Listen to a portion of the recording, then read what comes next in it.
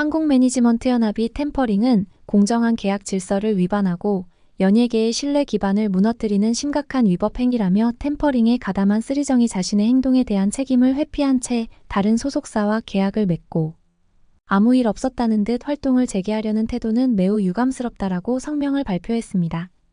이에 쓰리정 세력 두목격인 파이트4PP 계정은 어트랙트와 한매연이 근거 없는 조작으로 악의적 논평을 내놨다고 비난했고 K-팝 차트 및 누구 프로모터 계정은 어트랙트와 한매연 왜곡 뉴스 등을 유포했습니다. 미국 투어 콘서트는 텍사스주 댈러스 사우스 사이드 뮤직 홀의 경우 벌써 사실상 매진 기록을 달성한 것으로 보이는데 이 여타 콘서트의 경우 티켓 판매 현황이 다양하게 분포하고 있습니다. 마이 뮤직 테이스트는 미국 콘서트 관련 그룹 포토, 미니 팬미팅 등을 포함한 2개 이벤트를 준비했습니다. 피프티가 자컨 영상을 처음 공개했는데 문샤넬이 로고 그리기 대회 우승을 차지했습니다. 자세한 이야기 지금 시작합니다.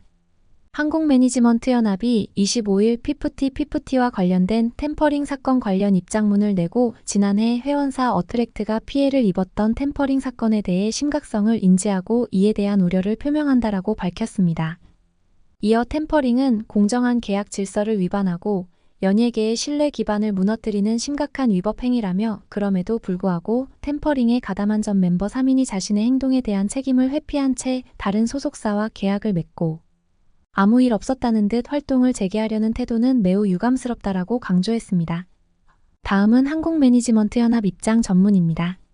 안녕하십니까? 한국매니지먼트연합 KMF입니다. 저희 연합은 최근 보도자료를 통해 말씀드린 것처럼 지난해 회원사 어트랙트가 피해를 입었던 템퍼링 사건에 대해 심각성을 인지하고 이에 대한 우려를 표명합니다. 템퍼링은 공정한 계약 질서를 위반하고 연예계의 신뢰 기반을 무너뜨리는 심각한 위법 행위입니다. 그럼에도 불구하고 템퍼링에 가담한 피프티 전 멤버 3인이 자신의 행동에 대한 책임을 회피한 채 다른 소속사와 계약을 맺고 아무 일 없었다는 듯 활동을 재개하려는 태도는 매우 유감스럽습니다. 이러한 행위는 기본적인 계약 윤리와 상식에 어긋나며 모든 관계자들의 신뢰를 심각하게 훼손하는 것입니다. 아티스트와 소속사 간의 계약 관계는 단순한 법적 구속력을 넘어 상호 신뢰를 바탕으로 이루어집니다. 그러나 템퍼링을 통해 일방적으로 계약을 파기하고 그에 따른 법적, 윤리적 책임을 다하지 않은 채 새로운 소속사와 계약을 추진하는 것은 업계의 공정성을 훼손하는 중대한 문제입니다. 특히 템퍼링을 주도한 아티스트가 기존 계약 관계를 무시하고 활동을 재개하려는 시도는 그 자체로 비윤리적이며 연예계 전체의 신뢰도를 크게 떨어뜨리는 문제입니다. 이러한 행동이 계속해서 용납된다면 기존의 전속 계약은 아무런 구속력을 갖지 못할 것이며 앞으로도 계약을 무시하고 이익만을 추구하는 행태를 따를 가능성이 높아지며 결국 산업 전반에 걸쳐 혼란과 불신을 초래할 것입니다. 한국매니지먼트연합은 이번 사태를 매우 심각하게 받아들이며 템퍼링을 통해 불법적으로 계약을 무효화하려는 시도를 강력히 규탄합니다. 우리는 모든 아티스트들이 자신들의 행위에 대한 책임을 지고 계약의 법적, 윤리적 의무를 준수할 것을 촉구합니다. 아울러 템퍼링으로 인한 피해를 방지하기 위한 법적 조치를 강화하고 유사한 사례가 재발하지 않도록 적극적으로 대응할 것입니다. 아티스트들은 자신의 권리와 자유를 존중받을 자격이 있지만 이는 정당한 절차와 계약의 틀 안에서 이루어져야 합니다. 이에 한국매니지먼트연합은 공정한 질서를 지키기 위해 끝까지 노력할 것을 다짐하며 업계 관계자들에게도 동참을 요청드립니다. 감사합니다. 그리고 SNS X에서는 한매연 기사가 관심을 받았지만 안티들의 비판 표적이었습니다. 다만 K-팝 차트 계정은 한매연 단독인데 어트랙트와 한매연이 쓰리정 재데뷔를 비난하는 공동 성명 발표라고 왜곡해 보도하면서 보이콧 세력 등이 대거 등장해 어트랙트 비난에 나섰습니다. 해당 뉴스는 26일 새벽 6시 30분 현재 조회수 100만 뷰를 넘었고 안티 댓글이 상당수입니다. 심지어 오리지널 팬들이 다시 그들에게 돌아올까봐 겁이 난다고 하세요 라고 비아냥대는 댓글에 더 좋아요가 많을 정도로 비판 여론이 높았습니다.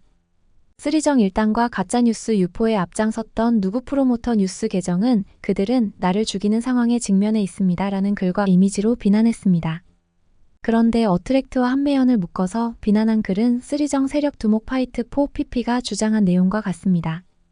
파이트4PP는 X에서 디스패치가 검증되지 않은 오디오 녹음을 기반으로 근거 없는 조작 주장으로 악의적 논평을 계속 유도하는 어트랙트와 한매연을 강력 규탄한다고 했습니다.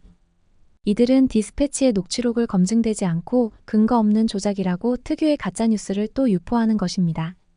파이트4PP는 늘 이런 식으로 한국에서의 팩트, 사실을 모두 가짜뉴스로 만들어 외국인들에게 계속 가스라이팅을 해왔습니다.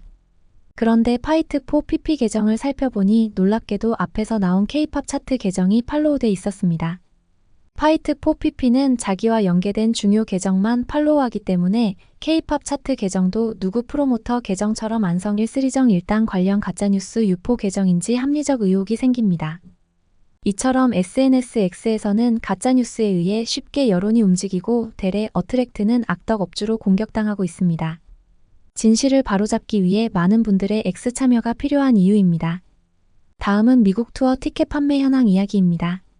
마이뮤직테이스트에서 미국 투어 콘서트 티켓 판매에 들어간 지 일주일 정도 지났는데 그간 티켓 판매 점검을 해보겠습니다. 전체적으로 티켓 판매가 잘 되는 지역도 있지만 일부는 서서히 예매가 이루어지는 곳도 있습니다.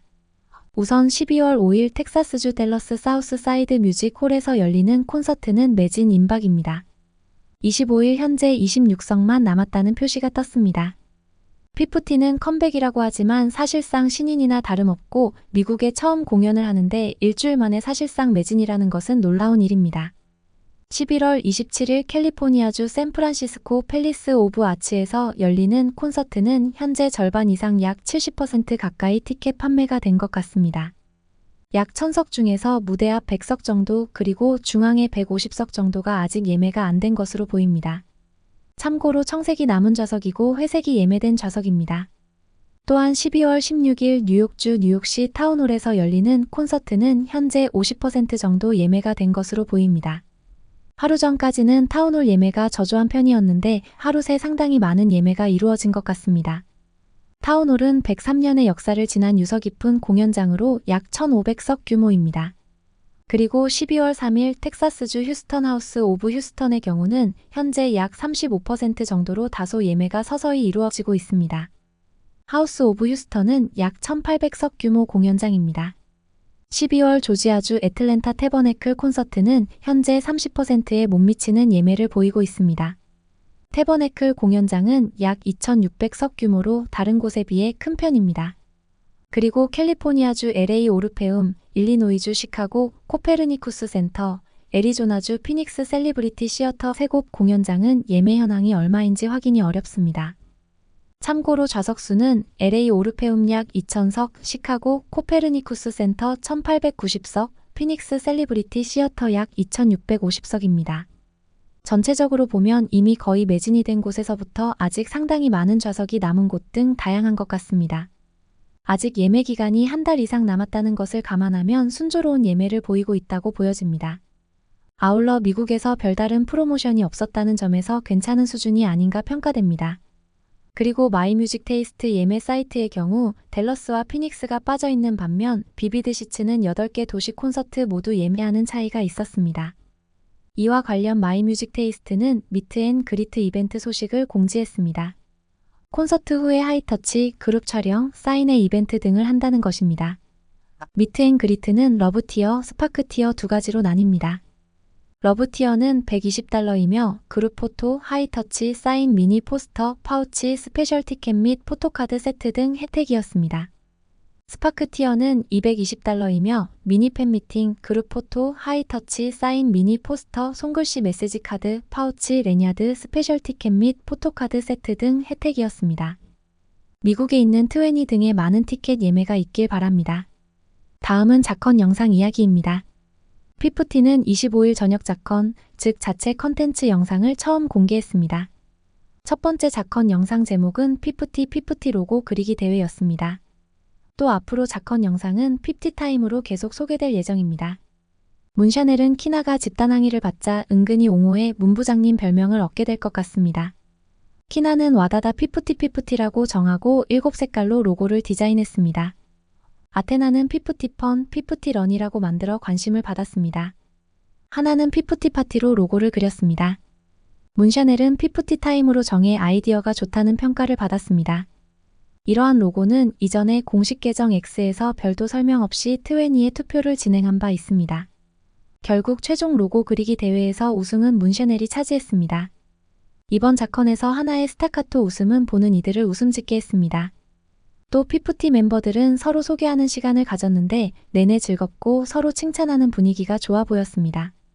과거 일기 쓰리정 때 자컨은 그냥 회사 워크숍 지켜보는 것처럼 케미를 느끼기 어려웠지만 지금 2기 자컨은 화기애애하고 케미가 아주 좋은 분위기라서 큰 차이를 느낄 수 있었습니다.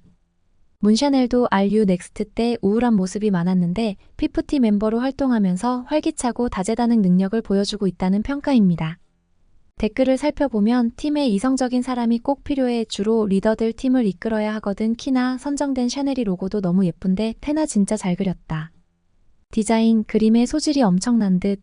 어휴 어쩜 이리 다들 이쁘고 귀엽고 재능도 많고 사람을 행복하게 만들어주는 우리 피프티 공주들. 테나 발표하러 나오는 순간 유치원이 돼버리네. 자컨 너무너무 고맙습니다 등 반응이었습니다. 또 댓글 중에는 해외 팬들을 위해 영어 자막 부탁드려요 라는 요청이 여러 개 있었습니다. 이전 스케치 영상에는 영어 자막이 있었는데 자컨에는 왜 없는지 아쉬운 부분입니다. 그럼에도 자컨은 전체적으로 컨텐츠 내용은 물론 재미가 있기 때문에 앞으로도 공개될 영상에 대한 기대가 커질 것 같습니다. 또한 키나가 올해 연초 발렌타인데이에 약속했던 내년 발렌타인데이 방송도 기대가 커질 것 같습니다. 다음은 소소한 이야기들입니다. 피프티가 인도네시아 K-팝 미디어 K-바이브스와 인터뷰를 했는데 인터뷰하는 분이 자신이 트웬이라고 커밍아웃하기도 했습니다. 스포티파이 가장 많은 월간 청취자를 보유한 K-팝 아티스트 톱30에서 피프티는 10월 23일 현재 15위 청취자 878만을 기록했습니다. 피프티는 서클 차트 소셜 차트 2.0에서 블랙핑크에 이어 2위를 차지했습니다. 이전에 인터뷰 영상이 올라왔던 롤링스톤 인디아 유튜브 채널에 피프티 인터뷰 영상이 새로 올라왔는데 조회수가 낮으니 방문을 해주면 좋겠습니다. 여러 이야기들 어떻게 보셨나요? 구독, 좋아요는 더 좋은 영상 제작에 큰 힘이 됩니다. 시청해주셔 감사합니다.